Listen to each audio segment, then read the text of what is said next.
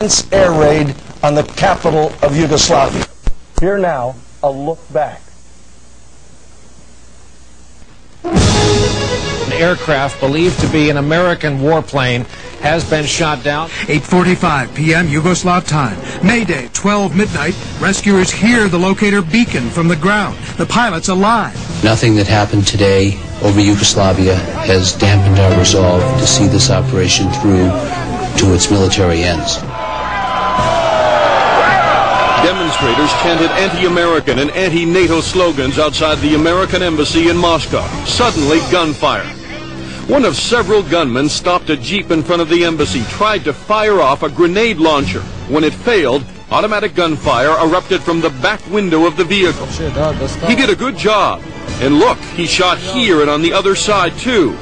Too bad he didn't kill anyone. This military operation entails real risks, but the continued brutality and repression of the Serb forces further underscores the need for NATO to persevere. 60,000 people have crossed into Albania in the last 24 hours, and about 2,000 are crossing hourly, for a current total of about 80,000. Refugees entering Albania are being stripped by the Serb border forces of their passports, their ID cards, their papers. Serbian forces rounded up Albanian men throughout Peć and marched them off in an unknown direction.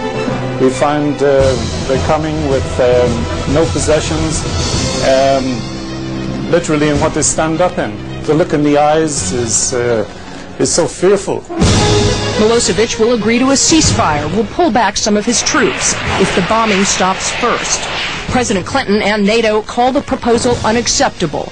If there was ever any doubt about what is at stake in Kosovo, Mr. Milosevic is certainly erasing it by his actions. We do appreciate the effort that Prime Minister Primakov made, and any movement towards our demands would be positive, but we regard this as falling far short.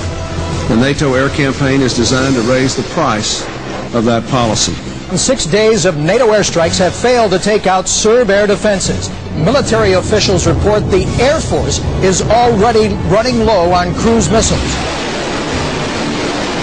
I stay in the basement 3 days and wait for somebody to kill us. There are terrible, terrible things going on in Kosovo, with men being executed, women being raped, and hundreds of thousands of people being forcibly removed from their homes. Today we actually had people at the border dying, collapsing. There's just no food. We're trying to pipeline food in. Breaking news out of Macedonia tonight, now confirmed by the Pentagon, NATO, and the White House. 3 American soldiers missing in Macedonia. Search and rescue operation has been launched. Good morning. 3 American soldiers have been captured by Yugoslavia and are being held as prisoners of war.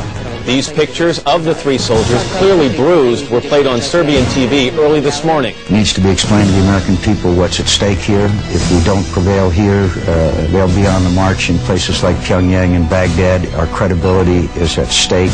There was absolutely no basis for them to be taken.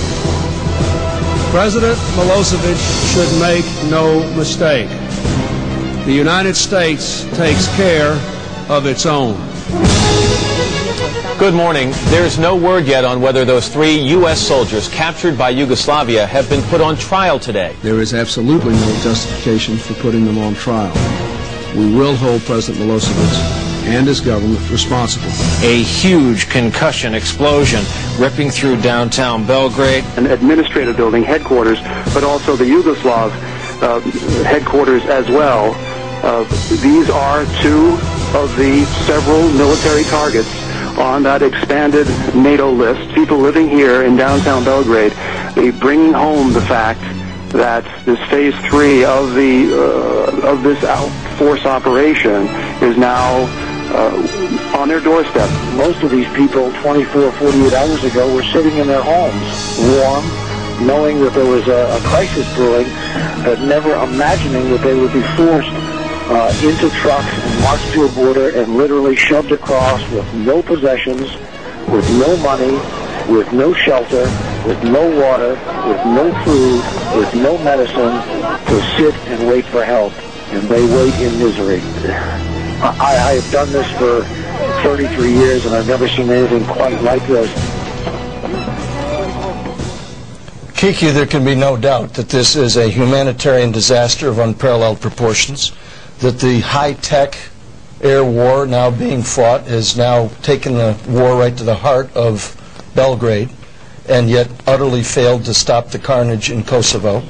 And it's looking to me, now that we have Specialist Stephen Gonzalez and Staff Sergeant Andrew Ramirez and Sergeant Christopher Stone in the hands of the enemy, that we have a Balkan blunder from the Clinton-Gore administration. Ali, I think on this Good Friday and the weekend that is one of the most holy for millions of American, both Jews and Christians, it's too early to call this. I think that it is not gone the way anyone would have wanted it, but it's also not over.